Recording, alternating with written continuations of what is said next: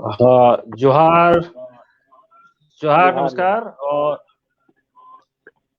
हम लोग कुड़माली टीवी में आपका स्वागत है। आप लोग देख रहे हैं कुड़माली टीवी, और आज हम लोग एक खास विषय पर डिस्कशन करने वाले हैं। अभी आप लोग को देख रहे हैं, एक हमारे सीएम का एक बयान आया हुआ है कि कुड़मी हिंदू आदिवासी हिंदू नहीं है और उनकी अपनी कस्टमरी लॉ है। तो हम जानते हैं हमारा कस्टमरी लॉ क्या है। क्या कुर्मी जैसे एक आंदोलन कर रहे हैं आदिवासियत की पहचान के लिए, तो क्या कुर्मी का भी अपना एक कस्टमरी लॉ है? इस संबंध में हम लोग बात करेंगे। हमारे साथ आएंगे ये दीपक पुनिया साहब, जो हमारे कुर्मी मामले में कुर्मी जो संस्थागत जो कस्टमरी लॉ का बने जानकार हैं, और साथ में है हमारे साथ सुनील गुलिया साहब, जो एक एडवोकेट हैं, जो हमारे कानूनी पहलुओं के बारे में जानकारी देंगे। सभी साथ साथ जुड़ रहे हैं। हमको लग रहा है कि दीपक दा भी जुड़ गए हैं। उनको जोड़ लेते हैं। कुड़माली टीवी फेसबुक এখন আর না ফোন করিস ফেসবুক চাই ইউটিউব। Hello hello hello. हाँ, सुनील गुलिया साहब, सुनाई पड़ रहा है आपको? जी जी। हाँ, तो सुनील साहब, आप ये बताइए हमको कि ये कस्टमरी लॉ जो है, उसकी कानूनी पहलू में बताइए कि उसका क्या इसका क्या मान्यता है कानूनी कस्टमरी। ये कस्टम तो होता है, एक रिवाज है। रिवाज का भी जो रिवाज है आदमी लोगों किसी को भी, या कोई भी ट्राइब्स का या किसी भी कम्युनिटी का, तो उसको एक कानूनी रूप भी है, उसको कानूनी हम मान्यता दे सकते हैं। जी हाँ, देखिए, सबसे पहले तो हम कस्टम के बारे कहेंगे कि custom as a source of law, जितने भी लॉ बने हैं उसमें सब में जो है कस्टम से ही शुरुआत हुई है। वैसे हिंदू लॉ हो, मुस्लिम लॉ हो, इसमें हिंदू लॉ में भी अगर कहा जाता है, जैसे स्मृति हुआ। हाँ हो। हेलो। हाँ, सुनाई पड़ रहा सर। हाँ, हम लोग हैं।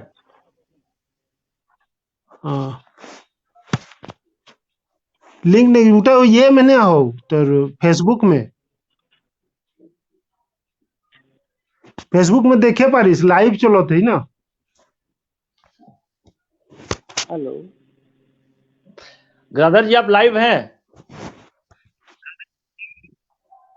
हाँ, थोड़ा साउंड का प्रॉब्लम हो रहा है। चलिए, हाँ सुनील जी, आप आगे बढ़े। आप जारी रखेंगे। ठीक है।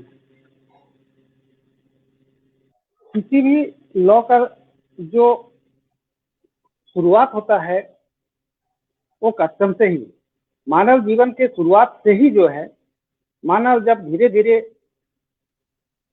एक जगह बैठना शुरू किया, तब से ही जो है आपस में जो है कुछ नियम कानून फॉलो करना शुरू किया।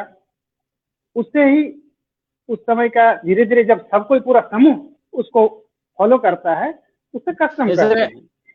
कोई व्यक्ति सुनील जी, मैं आपको रोकूंगा इसमें। जूरिस्प्रूडेंस हाँ, चलिए, इसमें हम बात करेंगे बाद में। हम ये चाहते हैं कि ये जो रिवाज है, कस्टम है, उसकी क्या कानूनी मान्यता है, बस इस पर हम चर्चा करना चाहिए आपसे।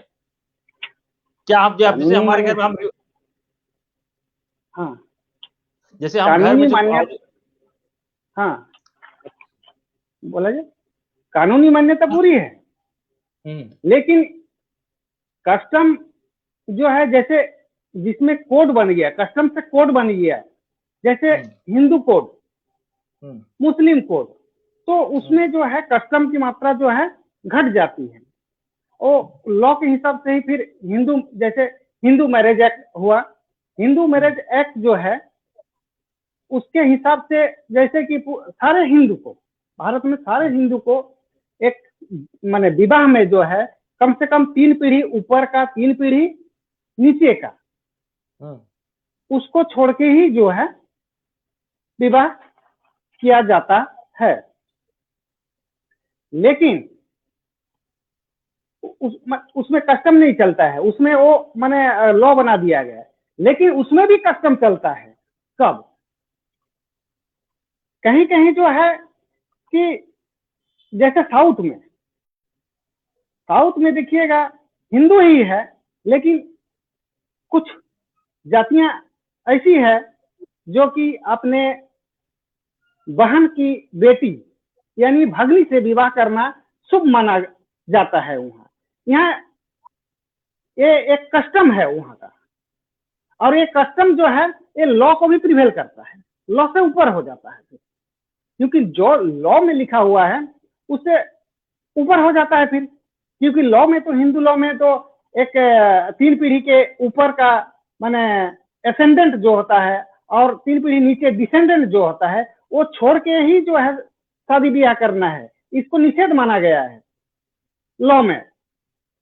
लेकिन फिर भी जो है साउथ का वो कहानी हम बताएंगे आपको कि उसमें भी जो है कस्टम माने प्रिवेल करता है, कस्टम सुपरसीड करता है लॉ से। ठीक, अब आते हैं उसी तरह से हमारे ट्राइबल कस्टम के बारे में। ट्राइबल कस्टम में भी जो है पैतृक संपत्ति का बंटवारा जैसे भाई भाई के बीच ही होता है। इसमें बहन को हिस्सेदार न बनाकर बहन को भरण पोषण का अधिकार विवाह पर्यंत और विधवा हो तो जीवन पर्यंत का अधिकार दिया गया है। ये ट्राइबल में, तो महिलाओं, हाँ ट्राइबल, इसमें हम भी हैं, कुर्मी भी है। महिलाओं को हिस्सेदार ना बनाने का कारण है यह है कि ट्राइबल लैंड जो है वो कोड़कार या खुदकटीदार होता है।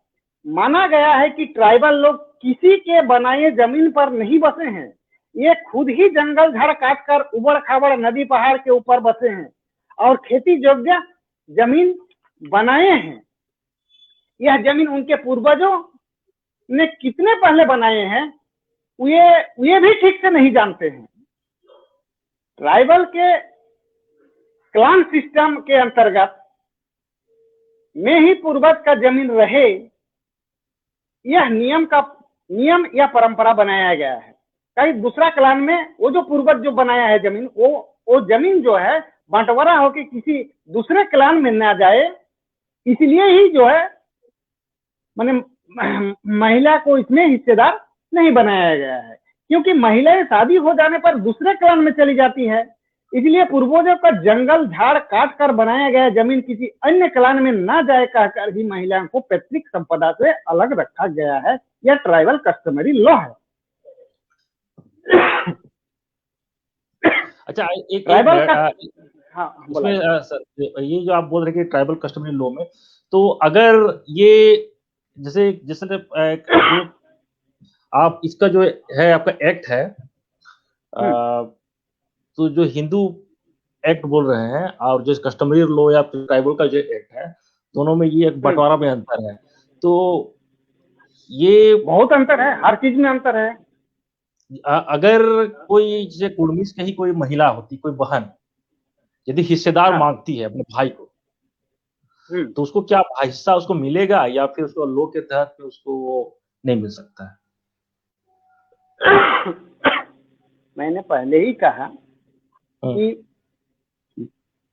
महिलाओं को जो है हिस्सेदारी नहीं बनाया गया है, बहन को हिस्सेदारी नहीं बनाया गया है। पूर्वजों के पैतृक संपत्ति पर महिलाओं को हिस्सेदारी नहीं बनाया गया है। ये ट्राइबल कस्टम है, सभी ट्राइबल में है, कुर्मियों में भी है ये चीज। अच्छा, इंडियन सक्सेशन एक्ट में क्या ये है कि उसमें आपको महिलाओं को मिलता है, अगर ट्राइब्स के अलावा दूसरे कास्ट में जाते हैं दूसरे लोगों में, तो क्या उन लोगों को मिलता है, ये बहन हिस्सेदार है? देखिए, पहले ये हिंदू आंदोलन सक्सेशन एक्ट थोड़ा सा, हाँ ठीक है, हम उसमें भी आ रहे हैं, थोड़ा सा सुना जाए। ट्राइबल कस्टम में सेम क्लान और सेम टोटेम में शादी विवाह को निषेध माना गया है। सेम टोटेम में शादी विवाह नहीं होता है ट्राइबल में। ट्राइबल कस्टम को भारत सरकार ने 2 मई 1913 को नोटिफाइड किया है कस्टम को, जिसका नोटिफिकेशन नंबर 550 है, जिसमें 13 जनजाति मुंडा, उरांव, संथाल, हो, भूमिज, खाड़िया, घासी, गोंड, कांड, करवाज, कुर्मीज, माले, सोरेया एंड पान को शामिल किया गया है। उसी regulation order notification rule etc को एकीकृत बिहार एंड उड़ीसा गवर्नर एवं डिपार्टमेंट के हेड जुडिशियल डिपार्टमेंट के द्वारा फिर से 8 दिसंबर 1931 को एक्सेप्ट करके नोटिफाइड किया था, जिसका नोटिफिकेशन नंबर 3563J है, को तत्कालीन एकीकृत बिहार एंड उड़ीसा गैजेट में 16 दिसंबर 1931 को पब्लिश किया था। उसके बाद उपरोक्त जनजातियों के साथ कुर्मी जनजातियों को भी 1931 में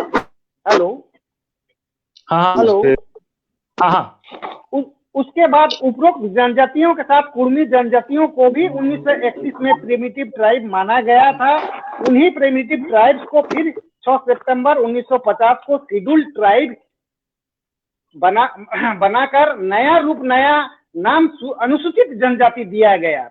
जिस कुर्मी जनजाति को बिना किसी नोटिफिकेशन या बिना किसी युक्तियुक्त कारण के ही शेड्यूल ट्राइब में शामिल करने से वंचित रखा गया, लेकिन 1913 के बाद भारत सरकार ने और ना 1931 के बाद राज्य सरकार ने कभी भी अलग से शेड्यूल ट्राइब के लिए अलग कस्टम के संबंध में नोटिफाइड किया है। आज तक ट्राइबल का अलग कस्टम होने का प्रूफ वही एकमात्र 1913 का भारत सरकार का नोटिफिकेशन है। हालांकि उस नोटिफिकेशन के आधार पर आज तक कई जुडिशियल जजमेंट अब आ गया है। कस्टम पर पूर्व में दिए गए जुडिशियल जजमेंट को भी कस्टम का रूल माना जाता है। ठीक है, मैंने शेड्यूल ट्राइब का अलग से नहीं किया है कस्टम का और नोटिफिकेशन आज तक। जो है वही ट्राइब के लिए किया है, और 13 जनजाति को 1913 में भारत सरकार द्वारा ट्राइबल कस्टम के संबंध में किए गए 1913 का नोटिफिकेशन वर्तमान भारत के संविधान के अनुच्छेद 13(3)(a) के अनुसार वो विधि है, लॉ है, और 13(3)(b) के अनुसार इन्फोर्स भी है, और नोटिफिकेशन लागू है। ठीक है, फिर से बोले, भारत सरकार द्वारा ट्राइबल कस्टम के संबंध में किए गए 1913 जो 550 का नोटिफिकेशन है, वर्तमान भारत के संविधान के अनुच्छेद 13(3)(a) के अनुसार वो लॉ है, और 13(3)(b) के अनुसार इनफोर्स भी है, लागू है अभी तक। संविधान के अनुच्छेद 368 के तहत इस नोटिफिकेशन को संशोधन भी नहीं किया जा सकता है और समाप्त भी नहीं किया जा सकता है आर्टिकल 13(4) के अनुसार, क्योंकि संविधान के पूर्व के कोई भी कानून जो मौलिक अधिकार के विपरीत होता है, वह कानून अपने आप संविधान लागू होने के बाद समाप्त माना जाएगा या वॉइड माना जाएगा, लिखा गया है। परंतु ट्राइबल कस्टम का यह नोटिफिकेशन संविधान में दिए गए फंडामेंटल राइट्स के विपरीत नहीं है, not against the fundamental right. इसलिए ही यह नोटिफिकेशन संविधान के अनुच्छेद 13(1) के तहत लागू है और लागू ही रहेगा। चलिए सुनील जी, हम लोग इस पर बहुत ज्यादा उस पर हम लोग डिटेल्स नहीं जाते हैं अनुच्छेद पे। हम लोग ये जानना चाहते हैं कि ये कस्टमरी जो प्रथागत जो नियम है, जो कानून है, उसमें इसमें बंधे हुए हैं जो कुर्मी ट्राइब्स, हम लोग जानते हैं कुर्मी कोई ट्राइब्स हैं, ये लोग बंधे हुए हैं।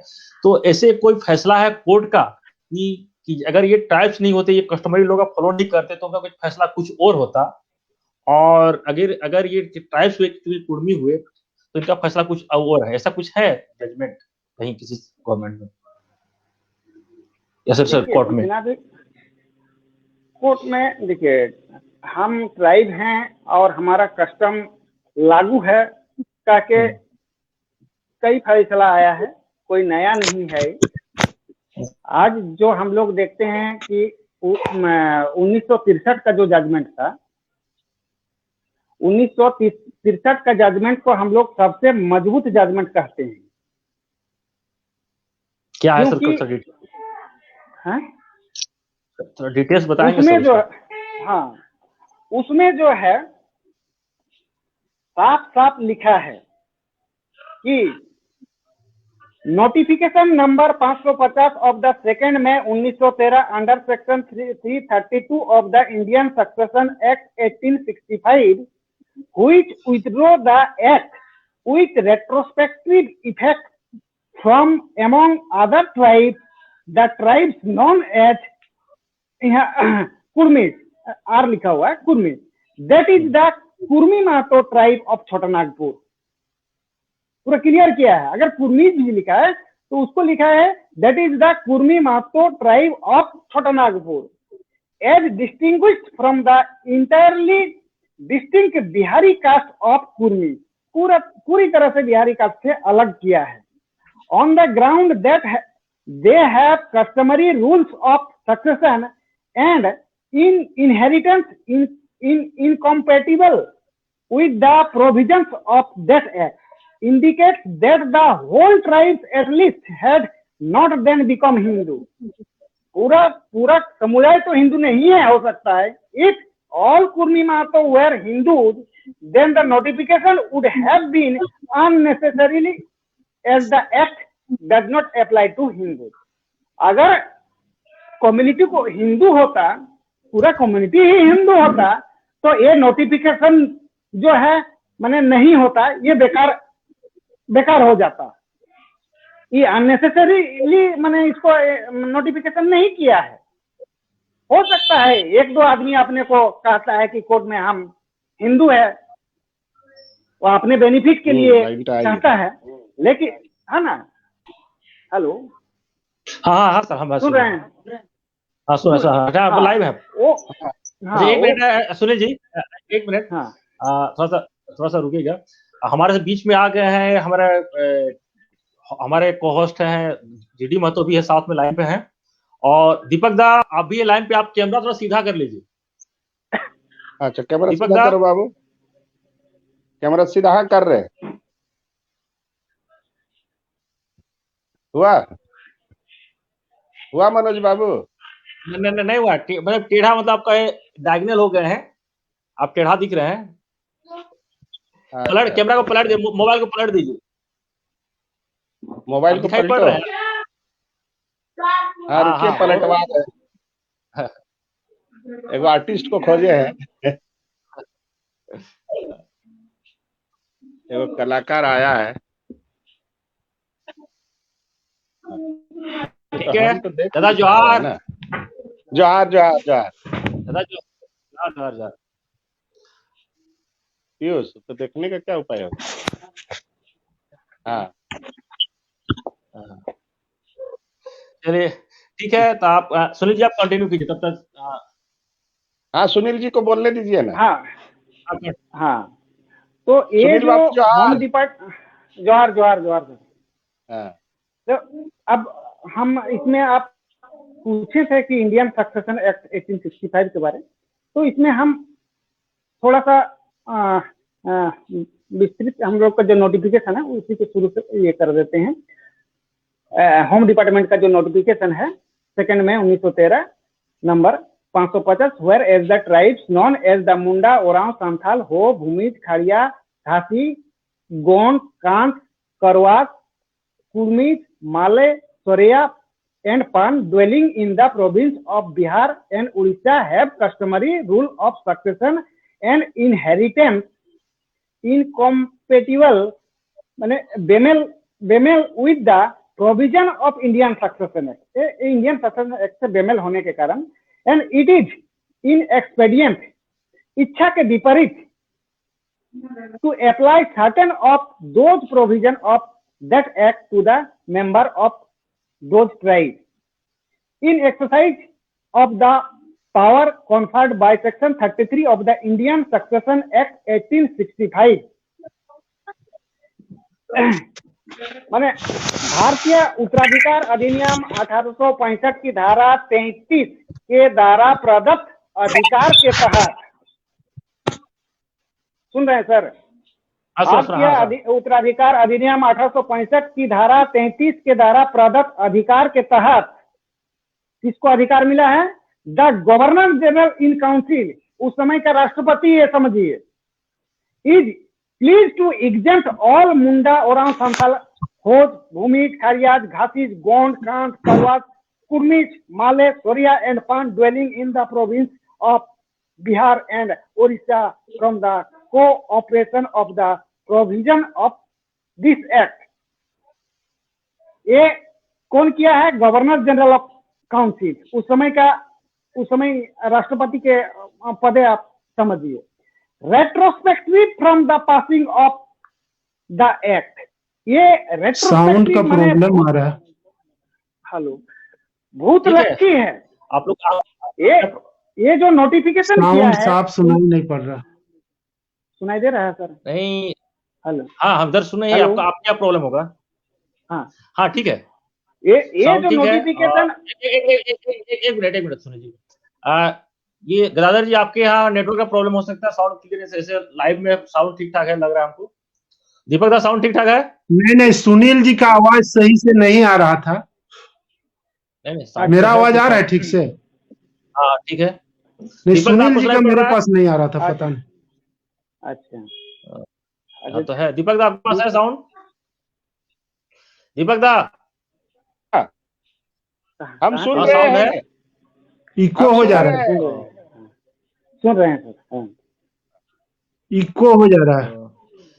अच्छा, इको हो रहा है। लाइट हिंदे ले पड़ो है तो हमें हुंदे घुरी जाए। ये दीपक दा कंटिन्यू करें? हाँ, कंटिन्यू करिए। आप कंटिन्यू रुकिएगा तो समझ में नहीं आएगा। ये जो नोटिफिकेशन हमारा 550 जो नोटिफिकेशन भारत सरकार ने 2 मई 1913 पे किया है, इसमें जो है गवर्नर जनरल इन काउंसिल, उस समय के जो है, आज जो वर्तमान में राष्ट्रपति है, उस समय को गवर्नर जनरल इन काउंसिल हुआ करते थे। क्योंकि भारत का राजधानी भी कलकत्ता में ही था उस समय, दिल्ली नहीं गया था 1908 में। तो उनके आदेश से जो है, रेट्रोस्पेक्ट आदेश से जो है किया गया है, नोटिफिकेशन किया गया है कि हमारा कस्टम है और 1865 का जो इंडियन सक्सेशन एक्ट है, इससे रेट्रोस्पेक्टिव मैंने हमारा नोटिफिकेशन रेट्रोस्पेक्टिवली लागू होगा, माने भूतलक्षी प्रभाव होगा। यानी जब से इंडियन सक्सेशन एक्ट 1869 बना है, उससे पहले से ही माना जाएगा कि इन 13 ट्राइब का जो है कस्टमरी रूल है।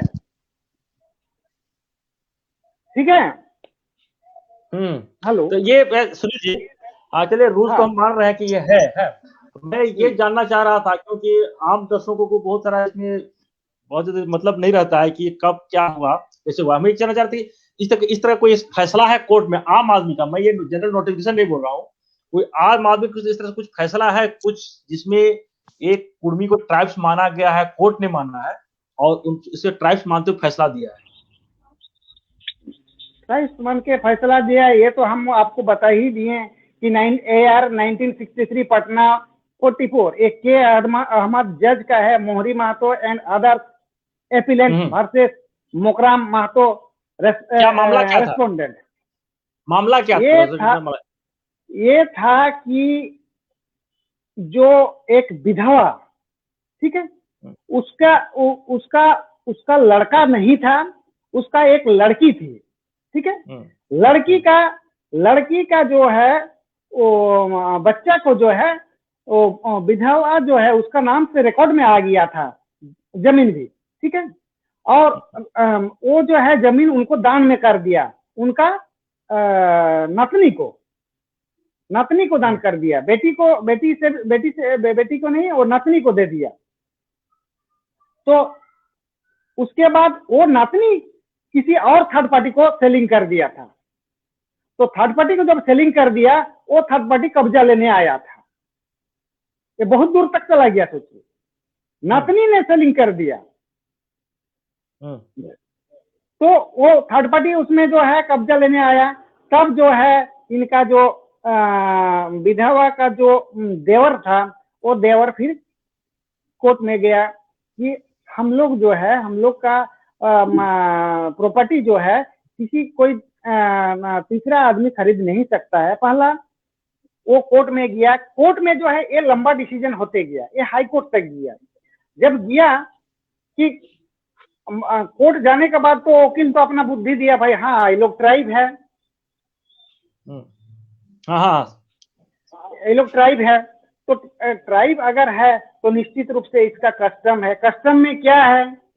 तो जब लिखा है कि विधवा को जो है भरण पोषण का अधिकार है, विधवा को जो है जीवन भर जो है उस संपत्ति पर अधिकार है, उनके माने हस्बैंड के संपत्ति पर।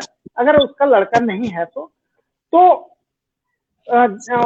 संपत्ति को ट्रांसफर किसी और को नहीं कर सकता है। लेकिन उन्होंने जो है अपना लड़का नहीं है, लड़की का नतनी बेटी को दे दिया है, ट्रांसफर कर दिया था। तो वो और किसी और को थर्ड पार्टी को ट्रांसफर कर दिया था, बेच दिया था। ठीक है, तो वो नहीं ले सकता बोल के उसका देवर जो है केस किया, और देवर जो है वो पटना हाईकोर्ट में जजमेंट दिया कि ये लोग जो है ट्राइब हैं। हालांकि वो तो जो बेचे हैं वो तो अपने को हिंदू ही कहेंगे, स्वाभाविक है, क्योंकि उनको अपना अधिकार लेके बेच देने का है, तो हिंदू कहें। लेकिन इनका तरफ से जो है, देवर का तरफ से जो गए, वो उसमें जो है केस लड़े कि नहीं हम ट्राइब है बोल के। तो ट्राइब का जो कस्टम है, उस कस्टम के विषय में जब हाईकोर्ट ने अपना डिसीजन सुनाया, तब उसमें कहा कि जब लड़की को, लेडीज को जो है ये ट्रांसफर करने का अधिकार नहीं है, ऊपर से उनका लड़की है, लड़की भी ट्रांसफर नहीं कर सकती, और वो लड़की का लड़की को दे दिया है, और लड़की का लड़की किसी और को बेच दिया है। माने पहला का ही जब ट्रांसफर करने का राइट नहीं है, तो चौथा के पास नहीं जा सकता है। ये नियम है, रूल है कि जेंट्स जो रहता है वो लोग का सब माने प्रॉपर्टी उसी में ही रहता है। ठीक है, इसी में जजमेंट हम आपको पढ़े थे, वो जो हाईकोर्ट को कहा था कि ये लोग अलग ट्राइब है। ठीक है सर, यही मैं यही जानना चाहता था कि आम जो हम लोग दर्शक होते हैं, जो हम लोग जो देख रहे हैं, तो लोग एक होता है कि ये तो चले, ये तो कानूनी बातें हैं, लेकिन हमको एक क्या फायदा हमको मिलता है कानूनी कस्टमरी लॉ से, और उसमें कस्टमरी लॉ से हम लोग क्यों बंधे हुए हैं, कैसे हैं, इस पर हम लोग जानना चाह रहे थे। और दीपक दा, आप तैयार हैं क्या? अच्छा, 2 शब्द हम इसमें भी कह दें क्या, फायदा का? बताइए। फायदा का देखिए, फायदा तो ये हम तो सक्सेशन वाला में बोले, इसके साथ साथ इसमें जो कस्टम में और क्या क्या फायदा है। कभी भी जो है आपका विवाह संबंधी जो है, विवाह संबंधी हमारा कस्टम के हिसाब से विवाह होता है, तो उसी हिसाब से जो है माने अगर मान लीजिए कि नहीं किसी के पति पत्नी में नहीं बटता है, तो एक्चुअल में सीआरपीसी के हिसाब जो है, जो आईपीसी में जो 498 का केस करता है ना, वो डोरी केस होता है। और डोरी हम लोग का होता ही नहीं, उसमें डोरी टॉर्चर लिखा रहता है, जबकि डोरी जब हम लोग का कस्टम में है ही नहीं, तो डोरी टॉर्चर कैसे बनेगा? ये आईपीसी में भी आपको बचाव का साधन मिलेगा। ऊपर से सीआरपीसी में जो 125 आपको जो है उसमें मेंटेनेंस की बात है, वो भी हम लोग का प्रोविजन में एक कस्टम में नहीं है। माने आईपीसी से भी बचाव है बहुत सारा, की सीआरपीसी से भी बचाव है, और संवैधानिक भी बहुत सारा हमारा अलग से माने बेनिफिट की बात है, जो कि स्पेशल ट्राइबल के लिए बेनिफिट दिया गया है। हालांकि उसमें हमको एसटी में नहीं रखा है, इसलिए उसमें ज्यादा बात नहीं करेंगे। अच्छा ठीक है, एक चीज मैं पूछना चाह रहा था कि जिस रूल्स में माना है कि ये हमारा कस्टम जो होता है वो कस्टम कानून बन जाता है, रूप ले लेता है। तो आदमी लोग का ऐसा भी कोई है क्या बाउंड्री कि ये कौन सा कस्टम आपका, बहुत सारे ऐसे कस्टम्स होते हैं जो हमारे बड़े ये प्रथा है, कुछ भी होता है, मैं कोर्ट में चला गया, बोलता है हमारा ये प्रथा है, इटा हमारी प्रथा की भाई, तो इटा तो कानून होना चाहिए, मोटा ऐसा करो। तो जो ऐसा कोई है कानून में कि कौन सा प्रथा यानी कौन सा कस्टम मेरा कानून में है, कौन सा कानून में मान्यता नहीं है, ऐसा भी कुछ है क्या? देखिए, ये पहला तो बोलेंगे कि हमारा ट्राइबल कस्टम जो होता है वो यहाँ पर जितने भी ट्राइब हैं सबके साथ जो है थोड़ा माने डिफरेंस मिलेगा, टोटल माने सेम नहीं होता है। इसलिए ही जो है इसको इस माने कस्टम से, जैसे हिंदू लोग कस्टम से कोड बना, उसी तरह से कस्टम से हमारा कोड नहीं बन सकता है, क्योंकि हमारा डिफरेंसेस है।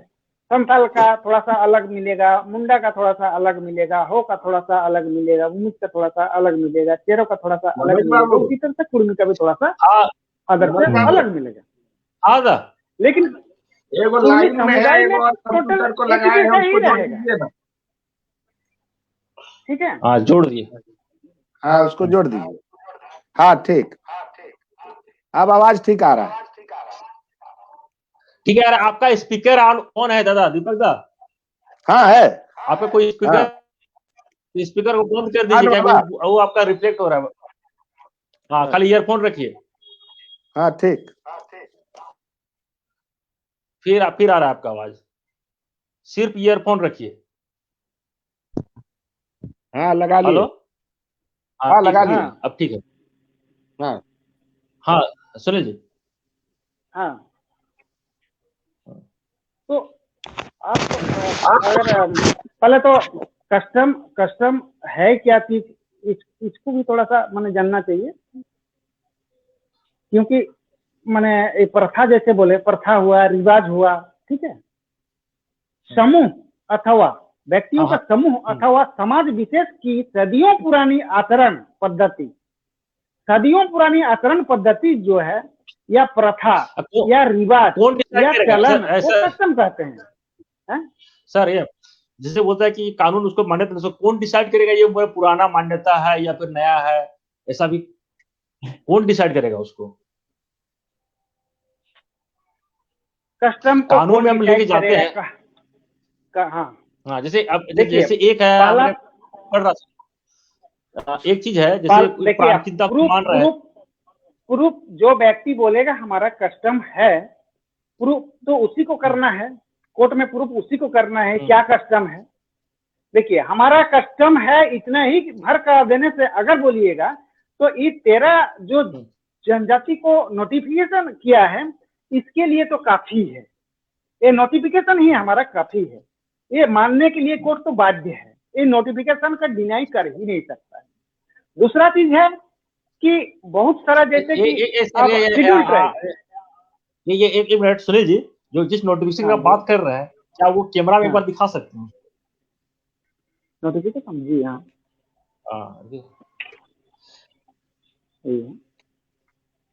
थोड़ा सा और सा नजदीक तक दिखा।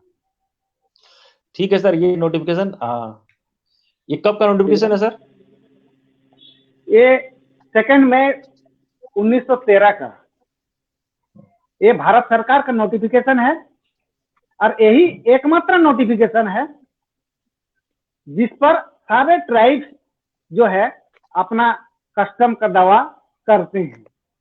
कस्टम लिखी अगर रिटर्न नहीं होता है, किसी के पास रिटर्न नहीं है कस्टम, क्योंकि ट्राइब का कस्टम ही अलग अलग है, इसलिए कोडिफिकेशन नहीं हो सकता है।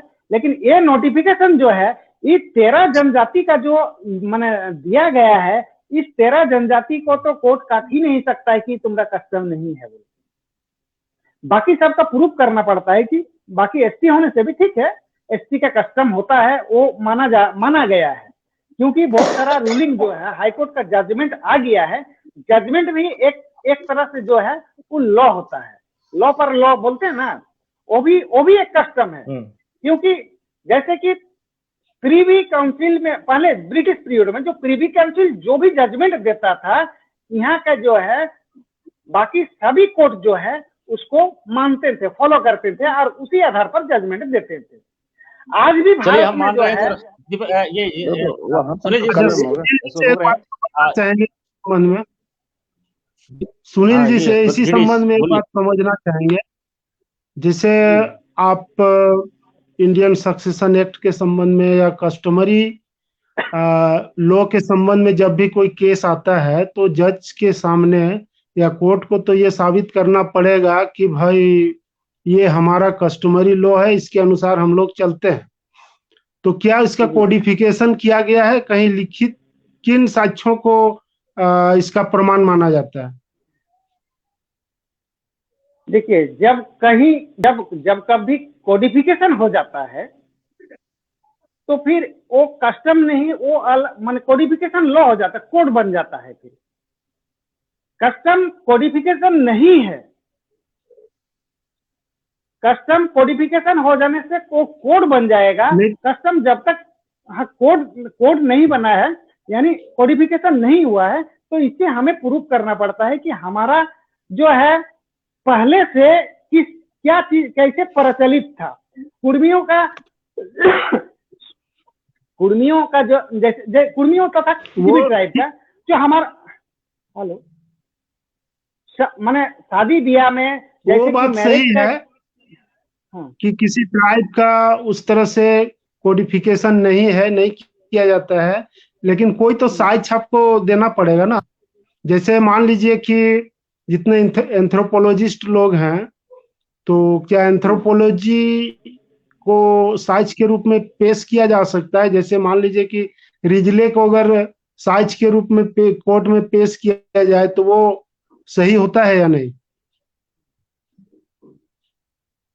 नहीं, साक्ष्य के रूप में अब उनको जो है वो कोर्ट में लाने का कोई जरूरत ही नहीं है, क्योंकि जब हमारा नोटिफिकेशन हो गया कि हमारा कस्टम है, ठीक है, तो कस्टम है तो कस्टम हम निश्चित रूप से हम जानते हैं, हमारा परिवार जानता है कि या हमारा और भी अगल बगल जो भी समाज के लोग हैं कि हमारा संपत्ति का बंटवारा किस तरह से होता था, हमारा शादी विवाह किस तरह से होता था, हमारा डाइवोर्स और जो है वो किस तरह से होता था।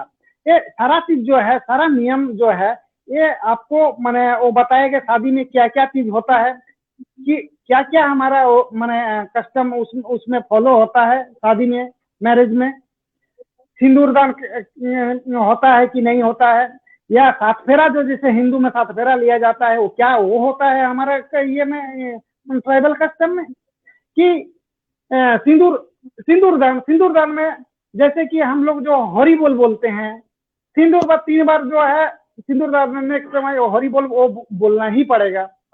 वो अलग अलग चीज का माने समय का, जैसे हम लोग का और साला धुती बोलते हैं, वो सब हुआ है कि नहीं हुआ है, ये प्रूफ तो हमको करना है। वोट हम जाएंगे, कोर्ट में आप कह देंगे वो तो ठीक है, लेकिन मान लीजिए कि आपका दूसरा पक्ष भी कुर्मी है, तो मान लीजिए महिला के अधिकार संबंधी बात होगा तो वो कहेगा कि नहीं हम लोग हिंदू हैं, हम लोग इंडियन सक्सेशन एक्ट मानते हैं। देखिए, पहले हिंदू हैं तो इंडियन दाय भाग या जो ये है उसके आधार पर हम लोग चलते हैं, तो हमको दिया जाए। देखिए, अगर वो हिंदू कहता है तो वो उसका ऊपर हिंदू सक्सेशन एक्ट लागू होगा, ठीक है। वो हिंदू है तो कहेगा तो हिंदू सक्सेशन एक्ट लागू होगा, लेकिन उसको प्रूफ करना पड़ेगा कि तुम हिंदू कैसे बना, उसको भी प्रूफ करना पड़ेगा। खाली बोल देने से नहीं हुआ कि हम हिंदू हैं, क्योंकि हम ट्राइब है इसका प्रूफ है, हमारा अलग कस्टम है इसका प्रूफ है। वो हिंदू है तो हिंदू कैसे बना, क्योंकि उसका जो है माने पूर्वज जो है हिंदू नहीं था, तो हिंदू बना कैसे, किस रीति रिवाज से बना, उसको सेट कर दो। वो तो सर्टिफिकेट भी किया। सुनील जी, वो तो सर्टिफिकेट दिखा सकता है ना। जब हम कास्ट सर्टिफिकेट निकालने जाते हैं तो नीचे एक लाइन में लिखल रहता है कि हिंदू है, धर्म हिंदू। वो अगर उसका सर्टिफिकेट दिखा दिया कि ये भी हिंदू है, हम भी हिंदू है, नहीं उसका मान्यता नहीं है, क्योंकि वो हम लोग का माने अपना भी गलती होता है, और जो लोग लिखने वाला लोग, वो लोग भी गलती करता है। आप कभी भी जाइए कहीं केस में, कोई सिविल केस फाइल कीजिए ना, क्या एफिडेविट कीजिए, देखिएगा टाइप जो है, टाइप करने वाला अपने आपको लिख देगा Hindu, by by faith Hindu, वो लिख देगा, आप बोले हाँ भी हाँ नहीं है, हाँ वो लिख के चले आया, है ना। तो उसका हाँ, जब आप तो इसका मतलब आपको मान रहे हैं क्लैरिफाई आप। करना है जी। नहीं देखो, क्लैरिफाई तो करना होगा ना। आप इतना हम लोग पहला चीज तो बोलेंगे कि अभी तक हम लोग जो चीज बोलते हैं कि हम हिंदू नहीं हैं, तो अब तो हमको प्रूफ भी करना होगा हिंदू नहीं है तो क्या है। अगर धर्म का जगह छह, तो जैसे धर्म लिख दिया है हिंदू मुस्लिम सिख ईसाई जैन बौद्धिस्ट, आप छह के बाहर आप जा ही नहीं सकते, लिखने का कुछ है ये नहीं है, तो आदमी क्या करेगा। ऑप्शन तो भारत सरकार दिया है क्या? ऑप्शन तो भारत सरकार अभी तक दिया ही नहीं है। हाँ सही आधार बात। बोल के भी कहीं लिखा नहीं रहता है, खाली छोटो हिंदू हाँ मुस्लिम सिख ईसाई बौद्ध जैन लिखा रहता है। हम तो लिखना तो कहीं ना कहीं आदमी को पड़ेगा ही, वो सभी खाली हम ही लोग लिखते हैं ऐसा बात नहीं है। वैसे आपको माने एसटी लोग भी बहुत सारे लिख चुके हैं, लिखे हैं, ऐसा बात नहीं है। क्योंकि जब कोई ऑप्शन ही नहीं तो क्या करेगा, ठीक है। हाँ। इसलिए अच्छा, भारत और सरकार एक से तो मांग और किया एक जा रहा बात है कि ऑप्शन दीजिए। ये सुनील जी, आपको गदाधर जी हाँ। फिर जोड़ेंगे, सुनील जी फिर लाएंगे। ये दीपक दा काफी से इंतजार कर रहे हैं। दीपक दा आप थोड़ा सा ये, दीपक दा, दीपक जी, बोलिए। हाँ, तो ये थोड़ा सा आप बताइए कस्टम्स, हम अब कानून का तो बहुत जान लिए, आप बताइए हमको कस्टम्स के बारे में कुछ बताइए, क्या क्या है जो कस्टम्स है। देखिए, असल में बात क्या है ना कि ये जो चिट्ठी है, फिर दादा फिर आप स्पीकर इसमें बंद कर दीजिए, आप स्पीकर बंद कर दीजिए, ईयरफोन से काम कीजिए। हाँ हाँ, ईयर कहीं सुनाई कहीं दे रहा है? स्पीकर, हाँ हाँ, ठीक ठीक है, चल, हाँ ठीक है, चलिए, ठीक है ना? हाँ, हाँ ठीक देखिए है, मूल बात बोलिए। क्या है ना कि यहाँ पर आपको सीधे कह रहा है कि आपके पास कस्टमरी लॉ है।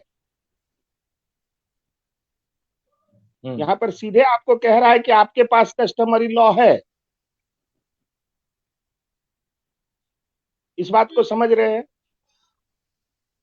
हेलो, हाँ हाँ हाँ हाँ, सुनाई पड़ रहा है। आप लोग मैंने जवाब सुनाई देते पड़ता। रहिएगा, तब मैंने आप हाँ लोग ठीक है, जवाब हाँ देते हाँ हाँ, रहिएगा हाँ, तब। हाँ, ठीक। तो हाँ, जैसे ठीक इसमें है, आपको चलिए। सीधे कह रहा है कि कुर्मियों के पास कस्टमरी लॉ है। हाँ हाँ, सीधा बात है ठीक कि है। कस्टमरी लॉ आपके पास है। अब है क्या हाँ कि कौन सा कस्टम लॉ बनेगा, हाँ, कौन सा कस्टम लॉ बनेगा, क्योंकि हमको पहले फंडामेंटल चीज समझना होगा, कि फंडामेंटली समझना होगा कि आखिर किसी भी ट्राइब का कस्टम क्या होता है और कस्टम कैसे लॉ बन जाता है। इस बात को पकड़ना पड़ेगा कि कोई भी कस्टम है तो वो कस्टम लॉ कैसे बन जाएगा। क्योंकि कस्टमरी लॉ में केवल यहां पर तो स्पेसिफाई कर दिया है कि आपको सिर्फ दो ही चीज में देखना है, वो है सक्सेशन और इनहेरिटेंस पर। तो पहले हम लोग सक्सेशन और इनहेरिटेंस को ही समझे। जैसे इसमें हम एक समस्या आपको दे रहे हैं। जी जी, एक व्यक्ति है, वकील साहब भी जरा सुनिएगा इस समस्या। एक व्यक्ति है, वो एक शादी किया, मन जिसको बिहा बोलिए, माने वो लेडीज बिहोवा है ना, और उससे उसको बच्चा नहीं होता है, उससे उसको बच्चा नहीं होता है। तब वो एक सांघा बिहा करता है। सांघा बिहा में हो सकता है कि उसकी पत्नी राजी भी है, नहीं भी राजी, माने पत्नी के कंसेंट से वो सांघा बिहा करता है या तो बिना कंसेंट का करता है। और तीसरा एक रखेल भी रख लेता है। तो उसकी तीन पत्नियां हो गई, तीन पत्नियां हो गई। अब तीन पत्नी में हो सकता है कि सांगा वाली का ही बेटा पहले जन्म गया, बिहोवा का भी एक जन्म गया, और रखेल का भी एक जन्म गया, मैंने रखनी का भी एक बच्चा जन्म गया। तो यहाँ पर संपत्ति के दावेदार 3 हो गए, माने 3 इनहेरिटर हो गए। और पद के लिए सक्सेशन, मान लीजिए उसका पिताजी गांव का महतो है, तो इस 3 बेटा में संपत्ति में बंटवारा किस तरह होगा और पद किसको मिलेगा पिताजी का, क्योंकि सक्सेसर तो पद पर जाएगा, क्योंकि सक्सेशन जब भी होगा तो पद पर होगा। अब ये तीनों में मामला कैसे सलटेगा, इस पर विचार कीजिए तो आपको समझ में आ जाएगा कि कस्टम क्या है और कस्टमरी लॉ क्या है। बताइए ओके साहब, बात समझ में आई? पहला वाला का ही मिलेगा पद को, पहला वाला को ही पद मिलना चाहिए। किसको पद मिलेगा? पहला मैंने किसको पद मिलेगा? एक बिहोवा से जन्मा, एक संघवा से जन्मा और एक रखनी से जन्मा। तो बिहोवा वाले को मिलेगा या संघा वाले को मिलेगा या रखनी वाले को मिलेगा? और रखनी तो अलग है। पद तो बिहा वाला को ही होना चाहिए। पद बिहा वाले को मिलेगा। चलिए ये हो गया।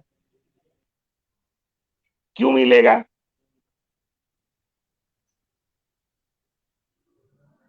पद पहला व्यक्ति जो है, जैसे कि राजा लोग भी जो है पहला बेटा को ही राजा बनाते थे, बाकी सब को नहीं वैसे मत जाइए, नहीं वैसे नहीं बोलिए, नहीं इसको आप संपत्ति के बंटवारा सबको होगा। नहीं वकील साहब देखिए, चूंकि हम लोग कुर्मी का बात कर रहे हैं तो कुर्मी के बैकग्राउंड पर बात को करना होगा हमको, क्योंकि दूसरे से को रिलेट नहीं करना है। क्योंकि हम अगर एक ट्राइब है, कुर्मी अगर एक ट्राइब है तो उसका अपना कस्टम है, तो उसका अपना कस्टमरी लॉ होगा, तो उसका जो है समाज निर्णय लेगा, क्योंकि निर्णय कोर्ट तो नहीं लेगा, क्योंकि कोर्ट तो आपको एग्जेम्प्ट कर चुका है कि भाई सक्सेशन के मामले में और इनहेरिटेंस के मामले में हम दखल नहीं देंगे। तो समाज निर्णय लेगा। तो समाज का कस्टम क्या है और वो कस्टम लॉ यहाँ कैसे बन जा रहा है, ये 2 बात हम लोग को ध्यान में रखना होगा। ये मैटर कस्टम वाला में नहीं इसलिए नहीं आएगा कि कैसे नहीं आएगा सर? नहीं पहले से वो चीज चले आ रहा है, कहीं वो प्रूफ करना होगा। नहीं वकील साहब, पहले कहीं हुआ है जो वकील साहब उतना इजी वे में नहीं ले जाइए, क्योंकि हमारे लोग अभी इस चिट्ठी को समझ ही नहीं पा रहे। और जब तक वो इस चिट्ठी को नहीं समझेंगे, क्योंकि देखिए आपको सीधे बोल रहा है कि यू हैव कस्टमरी लॉ, क्या आपके पास कस्टमरी लॉ है? और 2 ही मामले पर वो आपको एग्जेम्प्ट किया है, सक्सेशन और इनहेरिटेंस पर। तो ये जो सक्सेशन का मामला है, तो अभी हम लोग सक्सेशन पर निर्णय दे रहे हैं कि बिहोवा का ही बेटा होगा महतो, चाहे परगने, जो भी उसका पद है, इसमें कोर्ट इंटरफेयर नहीं करेगा, फैसला समाज को लेना है। तो समाज बिहोवा को ही क्यों देगा? क्योंकि ये तो समाज को बताना पड़ेगा भाई कि हम बिहोवा को ही क्यों देंगे, संघोवा को क्यों नहीं देंगे। जिसके साथ सांगा हुआ है उसका बेटा बड़ा है, फिर भी हम उसको नहीं दे रहे हैं, और जो ब्याहिता है, ब्याहिता का जो है बेटा छोटा है, फिर भी उसको हम दे रहे हैं। तो पहले तो सक्सेसर वाला, चलिए ये बात आपका सही है कि बिहोवा को ही मिलेगा, लेकिन क्यों मिलेगा इसको जरा क्लियर कीजिए, तभी समझ में आएगा कि कस्टम क्या होता है। क्योंकि कस्टम तो कोई भी प्रथा है, जितना प्रथा है, जो भी रिवाज है, उसको तो हम लोग कस्टम बोलेंगे ही, लेकिन यहाँ पर कौन सा कस्टम लागू हो रहा है, तो उसको तो हमको अपने कुर्मी क्षेत्र में ही देखना पड़ेगा, या कुर्मी का जो बेस है उसी में देखना पड़ेगा। देखिए ये सवाल का जहां उत्तर आप खोज लीजिएगा तो ये चिट्ठी क्लियर हो जाए।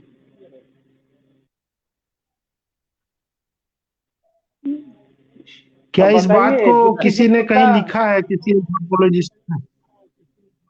नहीं, देखिए गदाधर बाबू, एक चीज हरदम याद रखिए कि किसी भी ट्राइब के लिए लिखित में कोई कस्टम नहीं होता, माने लॉ नहीं होता, वो परिस्थिति के अनुसार निर्णय लेता। लेकिन उस परिस्थिति, हाँ, क्योंकि वकील साहब इसके पहले बोले थे कि अगर कोडिंग हो जाएगा तो फिर तो वो रूल हो गया, फ्लेक्सिबिलिटी नहीं रहेगा। तो आखिर कोई भी जनजाति किस चीज को बचाना चाहेगा?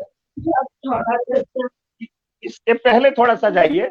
नहीं, लिखित कहने का मतलब हम ये समझना चाह रहे हैं, जैसे मान लीजिए कि किसी तरह का वो ये आ गया, इस तरह का मामला आता है, तो किसी एंथ्रोपोलॉजिस्ट ने लिखा है, किसी गैजेटियर में लिखा हुआ है, और या फिर और कहीं पे है, तो उसको साक्ष्य के रूप में प्रस्तुत किया जा सकता है कि नहीं। देखिए, आप इसमें ऑल इन ऑल है। क्या tribe and caste of Bengal का जो रिजले लिखा है, उसमें कुर्मियों से संबंधित जो बात लिखा है, उसको हम कोर्ट के सामने नहीं ले जा सकते हैं? नहीं गदाधर बाबू, पहले बात को समझिए कि एक ट्राइब क्या है और उसका कस्टम क्या होगा। तो उसका जो कस्टम है, उसका कस्टम वो ऐसा कस्टम रखेगा, माने कैसा कस्टम रखे ताकि उसकी ट्राइबलिटी बच जाए। जैसे ऐसे समझिए एक सिस्टम है, तो उस सिस्टम को बचाए रखने के लिए हमको तो कोई ना कोई चीज का पालन करना होगा। जैसे मान लीजिए कि कुर्मी एक ट्राइब है, तो उस ट्राइब होने के लिए उसके पास सबसे बड़ा चीज क्या है? कौन सी कस्टमरी लॉ है। नहीं, उसमें वो बताना चाहता है।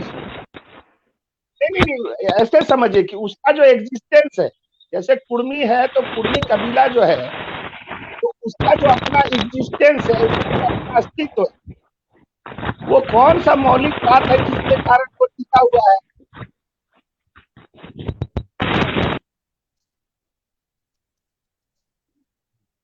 मौलिक बात कुछ न कुछ तो है ना, उसको बताया जाए। कहा कि जब तक आप इस ट्राइबलिटी के स्ट्रक्चर को, कि आपका जो ट्राइबल स्ट्रक्चर है वो खड़ा कैसे है, तो जिन आधारों पर खड़ा है वे आधार नहीं टूटने चाहिए, क्योंकि वो आधार अगर टूट जाएंगे तो ये ट्राइब टूट जाएगा। जैसे इसमें हम थोड़ा सा नहीं वो नहीं, वो जो परंपरागत शासन व्यवस्था है वो तो उसका मॉनिटरिंग करने वाला है, वो उसको मॉनिटर करेगा, या उसका आप कहिए कि वो उसका माने कस्टोडियन है। स्वशासन व्यवस्था तो उसका कस्टोडियन है, लेकिन वो जो उसका जो ट्राइबलिटी है बचेगा किस बात पर? उस तत्व को खोजिए, क्योंकि उसी तत्व को वो अपने कस्टम से बचाएगा। उस एलिमेंट को खोजिए जो एलिमेंट उसके ट्राइबलिटी को खड़ा रखता है। थोड़ा सा इशारा कर दे रहे हैं। जैसे हम लोग का जो जमीन होता है, क्योंकि इनहेरिटेंस में तो जमीन ही जाएगा, तो जमीन वास्तव में किसका होता है? वो आपके पिताजी का है या आपके दादाजी का है या आपके परदादा का है? वो जमीन है किसका?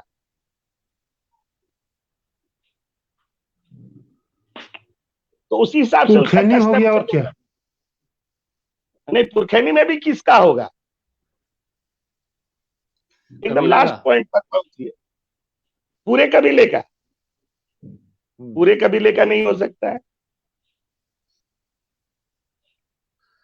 तो मेरे बुढ़ापा का होगा। किसका होगा? इतना दूर काहेला जा रहे हैं, उतना दूर नहीं जाइए। देखिए, वो मूलतः होगा उस गुस्ती का जमीन जो उस गांव में रह रहा है। मूलतः वो जमीन होगा उस गुस्ती का, समझे ना? अब देखिए, जिसको शादी दिया, तो शादी जो दिया उसको समाज वाला दिया, और जब सांगा होता है तो समाज वाला नहीं जाता है। इसीलिए यहाँ पर जिम्मेदारी समाज का रहता है, जहां पर जब वो शादी देता है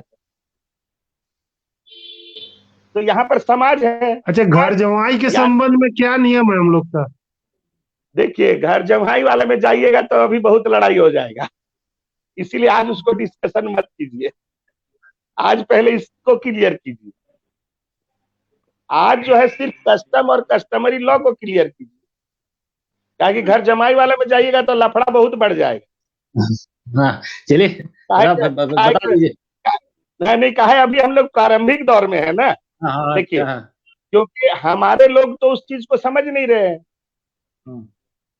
देखिए, कस्टम माने कोई ना कोई रिवाज है ना, कोई ना कोई प्रथा है, रिवाज, परंपरा, रूढ़ी जो भी। हाँ, मैंने उसको रूढ़ी कहने से लोग नहीं समझ पाता है, लेकिन प्रथा और रिवाज कहने से जल्दी समझ जाता है।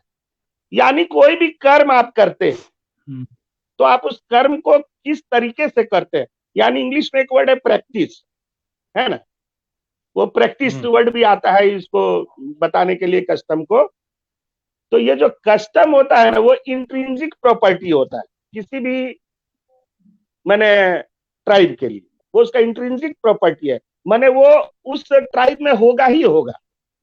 तो देखिए, हमारे ट्राइब में जमीन बहुत बड़ा चीज है, कि जमीन रहेगा तभी ट्राइब रहेगा, जमीन नहीं रहेगा तो वो ट्राइब खत्म हो जाएगा। तो उस जमीन को बचाना है, ताकि वो जमीन आपके हाथ से अदर के हाथ में ना चला जाए।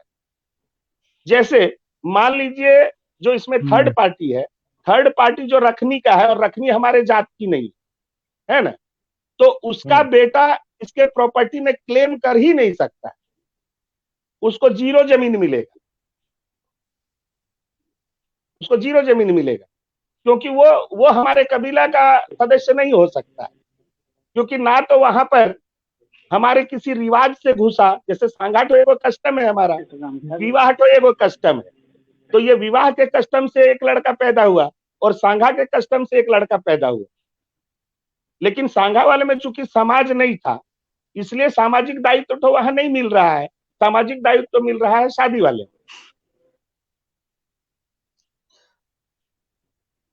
लेकिन सामाजिक तो मान्यता है उसको।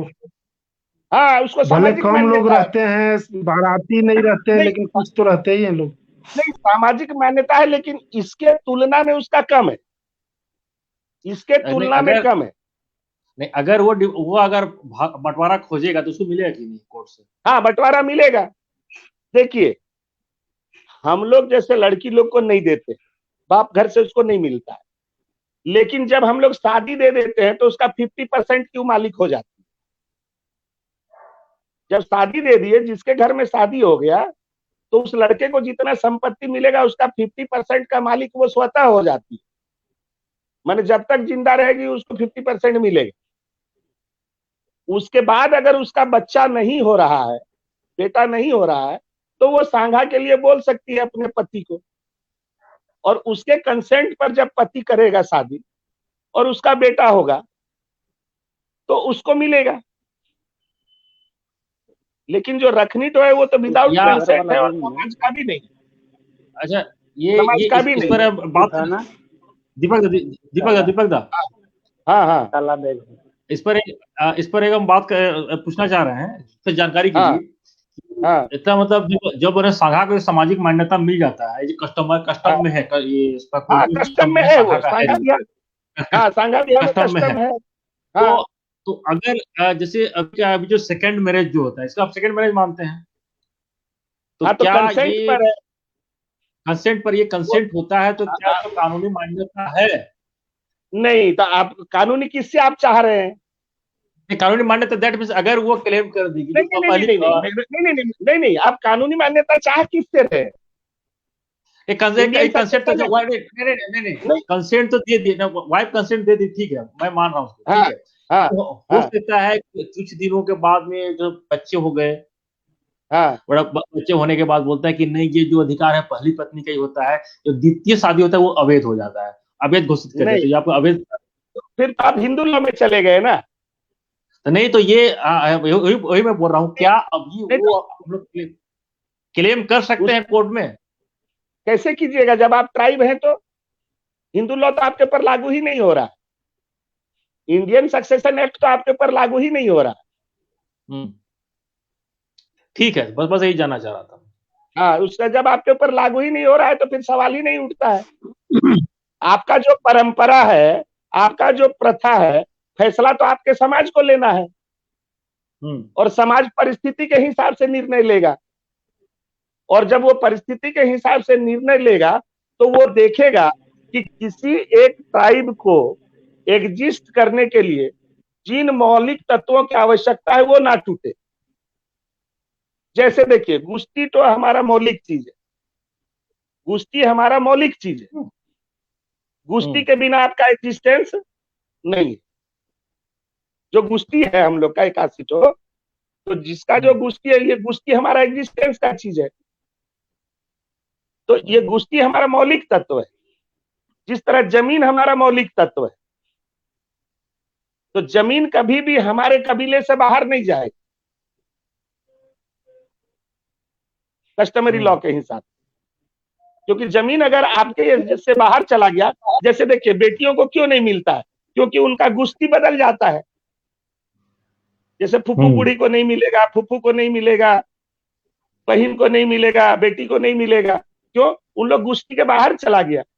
तो जो गुस्ती के बाहर चला गया तो उसको नहीं मिलेगा। जी, इस तरह बात को समझना होगा। तो मूल चीज क्या हो गया? तो एक बात तो क्या हो रहा है जैसे, हाँ गदाधर जी बोलिए। एक बात क्या हो रहा है, जैसे मान लीजिए किसी परिवार में एक लड़की है और उसकी एक बेटी है, कहीं पे आप शादी दिए, उसकी एक बेटी है। तो होता क्या है कि वो तो महिलाओं का हक नहीं माना गया है हम लोग का, वो तो भैयात को मिलना चाहिए। लेकिन होता ये है कि उसका माँ बाप इसको देखिए इस तरह रजिस्ट्री कर देता है जमीन। नहीं, इस तरह आप कंफ्यूज में डाल दीजिएगा। उसका राइट है, जहां आप शादी दिए वहां राइट है, पिता के यहाँ उसका राइट नहीं है, क्योंकि उसका गुस्ती बदल जाता है। पिता के यहाँ उसका राइट नहीं है। हाँ, वो ठीक है, तो कस्टम हमारा है, लेकिन रजिस्ट्री तो कर ही सकता है, लोग कर देता है क्या? तो वो गलत कर रहा है, तो स्वाभाविक रूप से वो दूसरे के हाथ में एकदम। यदि उसके खिलाफ जाया जाएगा ना कस्टमरी लॉ में, तो उसका खारिज हो जाएगा, एकदम खारिज हो जाएगा। कोर्ट में हम लोग चैलेंज कर सकते हैं कि वो जमीन बेच ही नहीं पाए। ना, नहीं बेचेगा, वो कैसे बेच देगा दूसरे को? क्या ये सुनील जी सहमत है आप? एक मिनट सुनील जी, नियम तो एक ही है। अगर आप कस्टमरी लॉ को मानते हैं, देखिए अगर सरकार आपको बोल दी है कि you have customary law of succession and inheritance, if you have, अगर आपके पास है तो आप उस पर न चलिएगा। और उससे बाहर अगर कोई जाएगा, कोई आदमी कि वो अपने से बेटी के नाम पर लिख दिया, तो वो तो गलत काम किया। इसीलिए कह रहे हैं कि इस चिट्ठी को समझना, इस चिट्ठी को समझना बहुत जरूरी है। यहाँ पर आपका स्वशासन व्यवस्था और आपका समाज और आपका मौलिक तत्व, इसको समझना जरूरी है। अच्छा, और एक बात हम जरा सुनील जी से समझना चाहते हैं। सुनील जी से एक बात समझना चाहते हैं कि जैसे हमारा नोटिफिकेशन जो है वो बहुत बड़ा आधार है 1913 वाला, तो क्या कारण था कि उसको भूतलक्षी प्रभाव से 1865 से उसको लागू किया गया? आखिर ऐसा कौन सा परिस्थिति हुआ कि उसके लिए उसको मतलब क्या 1925 वाला जो इंडियन ने कहा गया 1800 से ही लागू है भूतलक्षी प्रभाव से? आखिर कौन सा कारण हुआ कि ये करना पड़ा लोगों को? नहीं, देखिए वो तो करना पड़ा, किस कारण से किया। आप तो जानते हैं कि 1913 में नोटिफिकेशन हुआ, तो उसके पहले ट्राइब का जो हाँ है पहचान तो पहले से हो चुका है। जब से सेंसस हुआ है तब से ट्राइब बोल के कहा गया है। इन 13 आपका जातियों के साथ पहचान तो कुर्मी तो 1891 में ही हो गया। हम लोग का पहचान तो 1891 में ही हो गया। पहचान एक ट्राइब के रूप में 1891 में आखिर हो गया, है 1891 ना। में और संसद जब ये वो ठीक है। 1865 में, जब 1865 में जब ये एक्ट आ जाता है, तो 48 साल बाद जब इसको समझ में आता है कि गलती हुआ है, इसीलिए भूतलक्षी प्रभाव से लागू किया। वो गलती में नहीं रहा। 1851 में हाँ तो वो क्या कारण था, कौन सा करीब परिस्थिति पैदा हुआ, वो हम जानना चाह रहे हैं, वो समझना चाह आपका रहे हैं ट्राइबलिटी को बचा रहा कि है, वो क्योंकि कौन सा उस बीच में तो परिस्थिति पैदा हुआ जिसके चलते उसको 1865 तक ले गया उसको। हाँ देखिए, ये तो कॉमन सेंस है गदाधर बाबू। ये तो कॉमन सेंस है कि आप जिस ट्राइबलिटी को बचाना चाहते हैं उस पर हो सकता है कानूनी कार्रवाई अलग हो गया होगा, इसलिए वो सारे चीज को इनवैलिड कर दिया। तो वो तो ईमानदारी वाला काम किया, क्योंकि आपकी ट्राइबलिटी तभी तो बचेगी। हाँ जो ट्राइबल एलिमेंट है, ट्राइबल एलिमेंट को बचाने के लिए वो भूतलक्षी प्रभाव से लागू किया, ताकि आपके साथ अन्याय ना हो। क्योंकि वो तो हिंदू लॉ के हिसाब से दाय भाग और मिताक्षरा के हिसाब से दे दिया होगा डिसीजन, और बेचारा लोग फंस गया होगा। हाँ वही जानना चाह रहे हैं कि इसलिए कौन सा अन्याय हो हाँ, रहा था कि उसके लिए उसको 1865 तक उसको धकेलना पड़ा पीछे। देखिए अन्याय यही हो रहा था कि आपकी ट्राइबलिटी पर आप अपना बंटवारा अलग ढंग से कर रहे थे और वो अलग ढंग से कर रहा था। तो आपकी जमीन जिसकी होनी चाहिए उसका नहीं होके दूसरे का हो जा रहा था, परगोत्रों में चला जा रहा था। अगर मान लो बेटियां ले ली तो परगोत्रों में चला गया ना, तो परगोत्रों से तो हाँ आपको बचना पड़ेगा ना। यहाँ सिंपल सा बात है। देखिए जमीन गुस्ती का होता है, ये एकदम से मैंने एलिमेंट है इसका, स्ट्रक्चरल एलिमेंट अच्छा है, एकदम मौलिक एलिमेंट है कि जमीन गुस्ती का होता है। इसीलिए देखिएगा कि जब जमीन नियौलाद हो जाता है गांव में, तो आप ही के मैंने अपने गुस्ती में ही उसका बंटवारा हो जाता है। तो जमीन गुस्ती से बाहर ना जाए, हाँ। अच्छा ये ये होता है अच्छा मेन और जैसे एक चीज जानना चाहेंगे, एक हाँ, कानूनी पक्ष ये जानना चाहेंगे जैसे सुनील जी से कि अ, ये बताइए कौन कौन सा एक्ट है जो हमारे कस्टमरी मतलब हमारा कस्टमरी लॉ उनसे प्रभावित नहीं होता है या प्रभावित होता है। जैसे एक तो इंडियन सक्सेशन एक्ट में हमारा कुछ सेक्शन लागू नहीं होता है, और भी कुछ है क्या।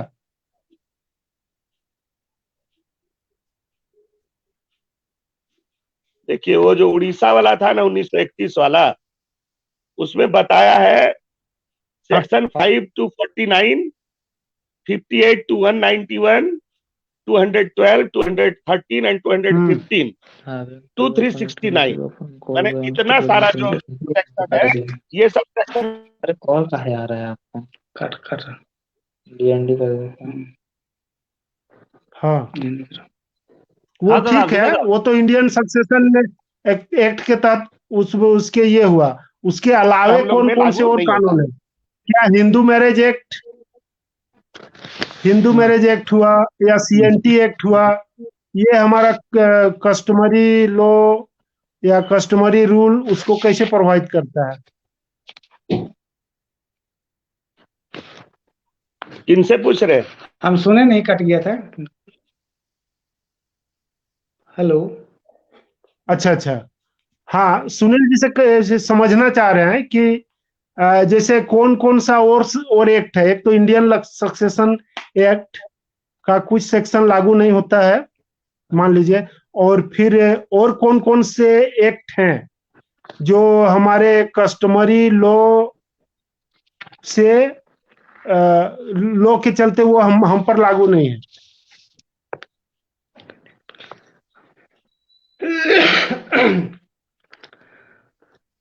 एक्ट देखिए, सारा एक्ट तो लागू होता ही है, लेकिन आपको कहीं कहीं कोई कोई प्रोविजन जो है, कोई कोई सेक्शन जो है, जैसे कि आपको बचाव के क्या हुआ, हाँ तो कहाँ सुनेंगे, बंद करो, हमको नहीं सुनाई दे रहा। हाँ बोलिए बोलिए, सुनाई पड़ रहा है, सुनाई पड़ रहा है, सुनाई पड़ रहा है, बोलिए। हाँ, बचाव देखिए, कस्टम जब कहा है आपको, पहला तो आप ये जो इंडियन सक्सेशन एक्ट 1865 कहते हैं, ये इसके पहले जो है कोई भी हिंदू एक्ट या मुस्लिम एक्ट नहीं था। सक्सेशन के मामले में कोई भी हिंदू एक्ट मुस्लिम एक्ट बना ही नहीं था, क्योंकि पहला तो मैंने लॉ का जो है संहिताबद्ध करने की प्रथा का प्रारंभ 18वीं सदी में इंग्लैंड के प्रमुख विधिशास्त्री बेंथम के प्रभाव से हुआ। उनका कथन था कि स्वच्छ न्यायिक प्रशासन के लिए संहिताबद्ध यानी कोडिफिकेशन कानून आवश्यक है, क्योंकि इससे कानून में निश्चितता, स्पष्टता एवं एकरूपता आ जाती है। भारतवर्ष में ब्रिटिश काल में सन 1835 के चार्टर एक्ट को पारित किए जाने के बाद कानूनों को संहिताबद्ध करने की प्रथा का प्रारंभ हुआ, 1833 के चार्टर के एक्ट के बाद, तथा इसके पश्चात पारित कानूनों को अधिनियम कहा जाने लगा। पहला तो आप 1865 में इंडियन सक्सेशन एक्ट जो बना है, उसके अंतर्गत भारत के जितने भी धर्म मानने वाले जो है, पूरे सारे भारतीय जो है, वो इंडियन सक्सेशन एक्ट के अंतर्गत ही आते थे, ठीक है। और इंडियन इसको जो है सक्सेशन के ये में हिंदू वसीयत अधिनियम प्रथम बार 1870 बना। हिंदू वसीयत अधिनियम 1870 बना, यानी 1865 के बाद बना है। 1865 में ये भी जो है आपका इंडियन सक्सेशन एक्ट के अंतर्गत ही था। और जैसे जैसे ये लोग का कोडिफिकेशन होते गया, हिंदू का, मुस्लिम का, ईसाई का कोडिफिकेशन होते गया, वो तो अभी इंडियन सक्सेशन एक्ट जो है वो स्पेशल मैरिज एक्ट वाले लोग के लिए भी जो सक्सेशन के वो किसी धर्म नहीं आता, स्पेशल मैरिज एक्ट ना हिंदू सक्सेशन एक्ट गाइड होता, ना मुस्लिम सक्सेशन एक्ट गाइड होता, वो इंडियन सक्सेशन एक्ट के अंतर्गत गाइड होता है। लेकिन कस्टम को हमारा भूतलक्षी कहा गया। भूतलक्षी इसलिए कहा गया क्योंकि 1913 में नोटिफिकेशन करने से पहले हमारा सीएनटी एक्ट भी था। सीएनटी एक्ट यहाँ का एक लोकल एक्ट है। कुछ नहीं दिख रहा है ना, सुन रहा है। बोलिए ठीक है, बोलिए। नहीं दे रहा हमको इसमें सुनाई नहीं पड़ रहा है, नहीं दे साउंड बड़ा पड़ रहा है, सुनाई पड़ रहा है।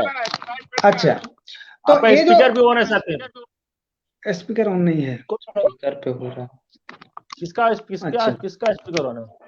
नहीं कनेक्ट। हाँ, कुछ नहीं सुनाई दे रहा। अच्छा, ये जो इंडियन सक्सेशन एक्ट है, तो इससे हमको माने यानी उस समय हिंदू मुस्लिम माने जो भी उसमें शामिल था, पूरा भारतीय जो शामिल था, उससे ट्राइब को अलग किया गया, क्योंकि हमारा आपका सीएनटी एक्ट भी लागू था। और सीएनटी एक्ट यहाँ का जो है छोटानागपुर का एक लोकल एक्ट है। और ये लोकल एक्ट इससे पहले ये 1908 है CNT act, Chotanagpur tenancy act है। इससे पहले जो था वो छोटानागपुर टेन्यूर एक्ट 1869 था, वो बृहत छोटानागपुर पर लागू था। यानी बृहत छोटानागपुर में ये सीएनटी एक्ट को भी लागू करना था, लेकिन उसके माने सीएनटी एक्ट बना है 1905 में कंप्लीट हो गया है, लेकिन इसको लागू करने के लिए और 3 साल का इंतजार किया गया 1908। और उसके पहले 1907 में ही जो है टाटा कंपनी को भी यहाँ बैठाया गया, जमीन दिया गया। खेला तो वहीं से शुरू हुआ। हमारा अधिकार छीनने का खेला वहीं से शुरू हुआ। टाटा कंपनी को 1907 में बैठाया गया और टाटा कंपनी के साथ एग्रीमेंट जो हुआ है वो बंगाल सरकार का जो एग्रीमेंट हुआ है वो उसमें 1909 में हुआ है। टाटा कंपनी बैठा है 1907 में, सेंटी एक्ट को उसके बाद लागू किया गया और एग्रीमेंट टाटा कंपनी के साथ जो है 1909 में हुआ है। उसके बाद तो अब बोलिएगा कि धीरे धीरे जो है हमें किस तरह से जो है 1931 में किस तरह से अलग करने का बात किया गया, ट्राइब से हमको अलग हटाने का बहुत प्रयास किया गया। 1950 आते आते हमको अलग कर ही दिया और ऐसे भी 1955 तक 5 नवंबर 1955 तक हम एबोरिजिनल में ही थे। सेंटी एक्ट में एबोरिजिनल वर्ड को संशोधित किया गया, सुनाई पड़ रहा है? हाँ हाँ सुनाई पड़ रहा है, ठीक है। सेंटी एक्ट में एबोरिजिनल शब्द जो है 5 नवंबर 1955 तक था। अच्छा, अगर हमें सरकार जो है एसटी में रखा नहीं है और उस एसटी शब्द को सीएनटी में स्थापित किया गया, जब स्थापित किया गया यानी बदले में, वो लिखा है कि बदले में एबोरिजिनल शब्द के बदले में शेड्यूल ट्राइब समाहित किया जा रहा है। तो बदले में होने से या तो हम एबोरिजिनल में थे या तो शेड्यूल ट्राइब हम बन गए हैं। अगर नहीं बने हैं तो एबोरिजिनल शब्द को आप हटाएंगे क्यों भाई? हमारा अधिकार वहीं से तो जो जमीन का खेला जो है माने छीनने का खेला वहीं से शुरू हो गया। उसके बाद ही आपका बोकारो स्टील प्लांट बना होगा, उसके बाद ही जहां जहां स्टील प्लांट बना है देखिएगा कि कुर्मी बहुल क्षेत्र में ही बना है, चाहे भिलाई हो चाहे क्या दुर्गापुर हो, वहां भी राउरकेला है, राउरकेला है, राउरकेला सब क्षेत्र जो है कुर्मी बहुल क्षेत्र ही है। टाटा हुआ, बोकारो हुआ, कुर्मी बहुल क्षेत्र को है जो है कुर्मी को ट्राइब से अलग कैसे किया जाए। अगर ये नोटिफिकेशन नहीं रहा था तब तो हम तो खत्म थे पूरी तरह से। यही अब हमको बचाने का कोशिश करेगा। एबोरिजिनल शब्द को हटाना नहीं चाहिए क्योंकि एबोरिजिनल शब्द सीएनटी में जो हटाया गया वो संविधान के 9वें अनुसूची में सीएनटी एक्ट का सेक्शन 46 को शामिल किया गया है। उसको संशोधित नहीं कर सकता है क्योंकि, और संशोधित करने का मतलब है कि उस माने किसी कम्युनिटी का जो है पूरा राइट को जो है आप खत्म कर दिए हैं। उस ये राइट हमारा एबोरिजिनल जो है वो हमारा पहचान का भी एक फंडामेंटल राइट है और जमीन सुरक्षा का भी एक फंडामेंटल राइट है यार। उस राइट को आप खत्म नहीं कर सकते, लेकिन अभी तक हम लोग चैलेंज नहीं गए हैं। अब चैलेंज धीरे धीरे हमारे लोग एकत्रित हो रहे हैं तो निश्चित रूप से इस पर भी चैलेंज करेंगे। अरे दीपक का लिंक कट गया लग रहा है। हाँ अच्छा, तो क्या आप ये कहना चाहते हैं, एक मिनट, क्या आप ये कहना चाहते हैं कि जब सीएनटी एक्ट लागू हुआ, सीएनटी एक्ट लागू हुआ 1908 में, तो इसलिए ऐसा परिस्थिति हुआ कि 1913 का नोटिफिकेशन लाना पड़ा? में भी हो सकता है, परिस्थिति तो कुछ निश्चित रूप से हुआ ही होगा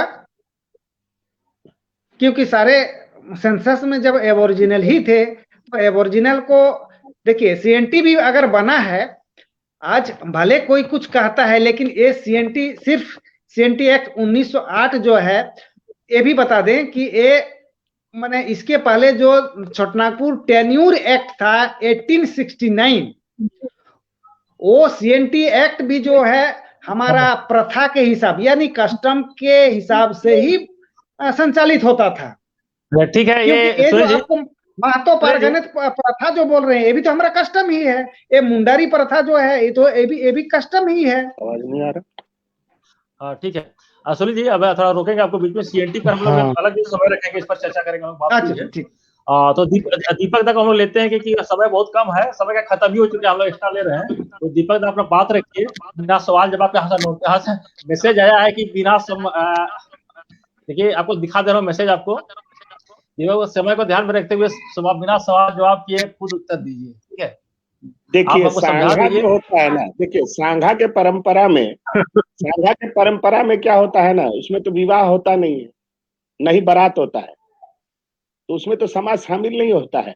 लेकिन हाँ, उसका कस्टम है कि विशेष परिस्थिति में वो सांघा कर सकता है, ताकि उसमें वो सिंदूर भी नहीं लगाता है। लेकिन सांघा को कैसे आप समाज शामिल नहीं होता है कह सकते हैं? नहीं, समाज दीपक दा आप कैसे कह सकते हैं कि समाज शामिल नहीं, समाज कहने का मतलब भी एक शादी का तरीका है।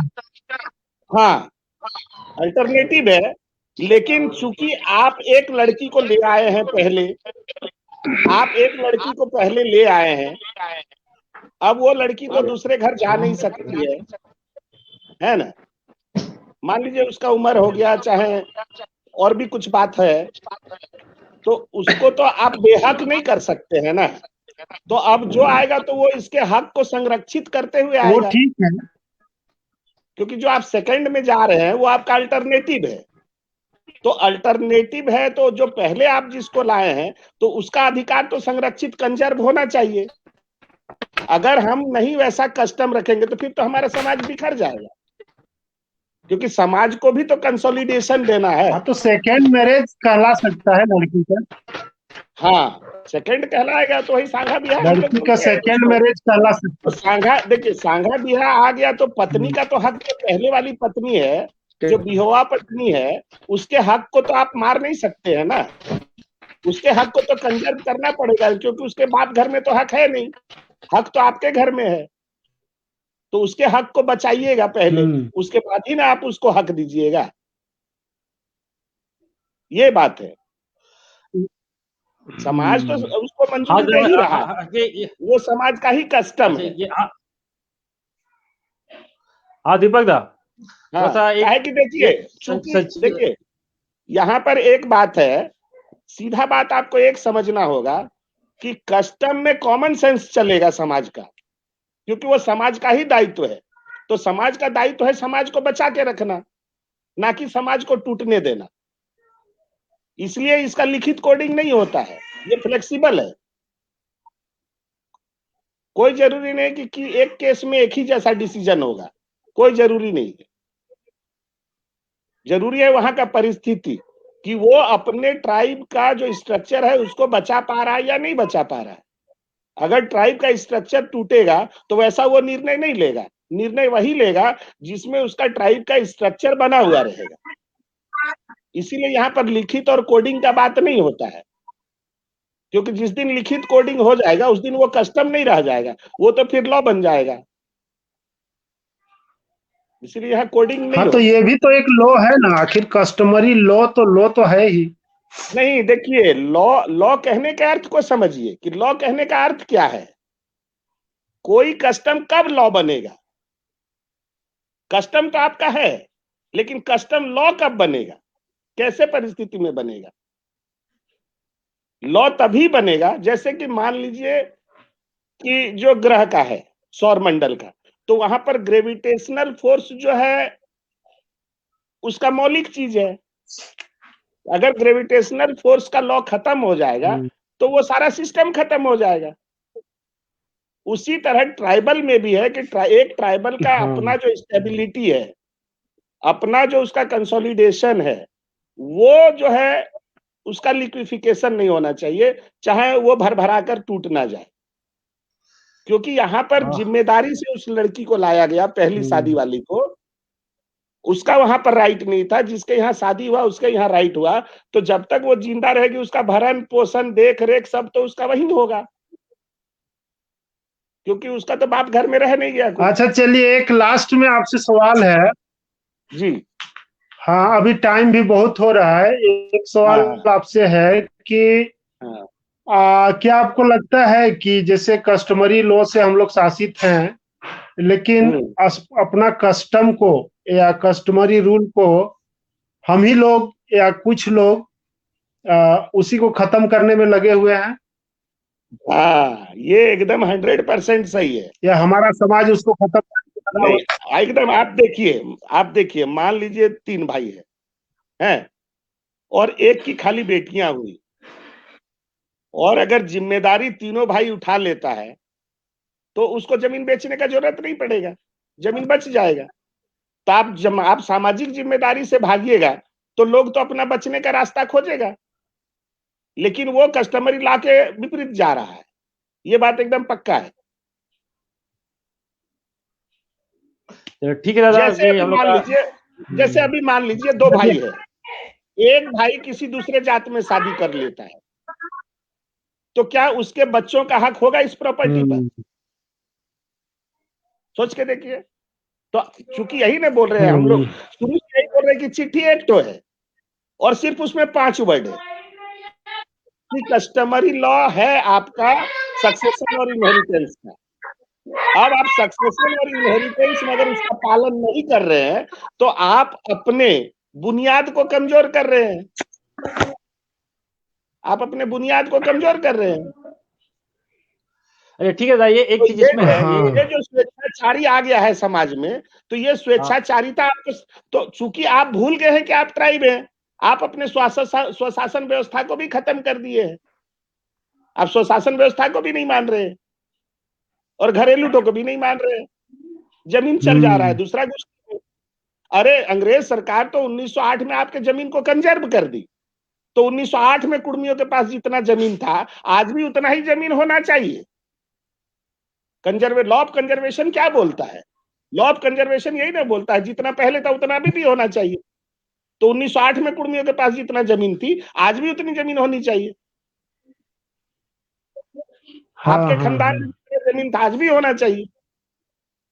आप तो अनलॉफुली बेच रहे हैं, क्योंकि जमीन ही तो आपका आधार है, जमीन ही आपका बुनियाद है। तो यही बुनियाद वाला चीज को तो आपको समझना पड़ेगा। इस तरह गुष्टी मेरा बुनियाद है, उसी तरह जमीन भी मेरा बुनियाद है।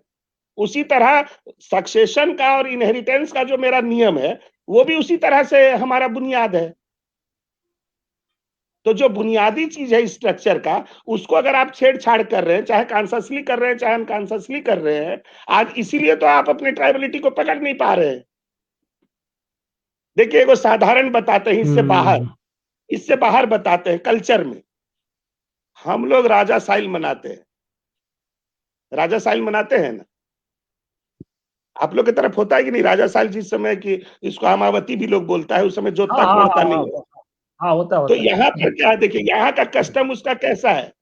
यहाँ पर वो इकोलॉजिकली बैलेंस ला रहा है कि भाई हमको इतना दिन जोत कोड़ नहीं करना है क्योंकि पृथ्वी पर और भी चीजों का अंकुर है। तो देखिए वो अपने कल्चर में भी रखा है कस्टमरी लॉ को। यहाँ पर भी एक कस्टम है ना, आपका रिवाज है ना कि भाई हमको 3 दिन 5 दिन 7 दिन 9 दिन जोतना नहीं है, जमीन को जोत कोड़ नहीं करना है। क्यों? जो बीज उग रहे हैं, तो एक देखिए वहां पर भी आपका कस्टमरी लॉ है। देखिए कस्टमरी लॉ का डायमेंशन बहुत ज्यादा है, लेकिन ये चिट्ठी सिर्फ आपके सक्सेशन और इनहेरिटेंस का है। उसका एक बहुत अच्छा डेफिनेशन है, उसी को हम कहते हैं तो समझ जाएगा।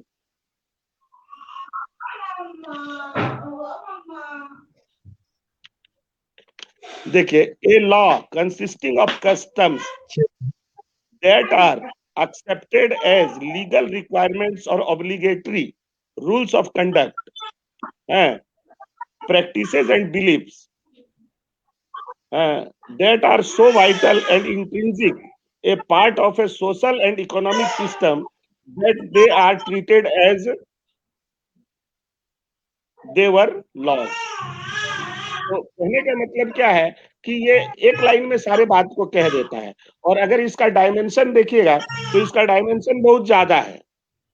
वो एग्रीकल्चर में भी है, साइंटिफिक भी है, टेक्निकल भी है, इकोलॉजिकल सेक्टर में भी है, मेडिसिनल सेक्टर में भी है, बायोडाइवर्सिटी में भी है, ट्रेडिशन में भी है, म्यूजिक में भी है, परफॉर्मेंस में है ना? उसके बाद आपका नेम्स में है, सिंबल्स में है, आर्किटेक्ट में है, हर तरफ में है। कस्टमरी लॉ आपका बहुत जगह पर है, लेकिन ये चिट्ठी आपको सिर्फ उसी से है। तो 1908 में आपका लैंड कंजर्वेशन हो गया और यहां पर आपका कस्टमरी लॉ का कंजर्वेशन हो गया, आपके कस्टम का कंजर्वेशन हो गया।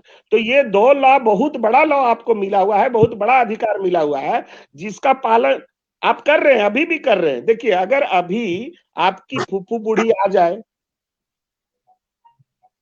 हिस्सा लेने, फूफू आ जाए हिस्सा लेने, बहन आ जाए हिस्सा लेने, बेटी आ जाए हिस्सा लेने, आपके पास बचेगा क्या? बचेगा?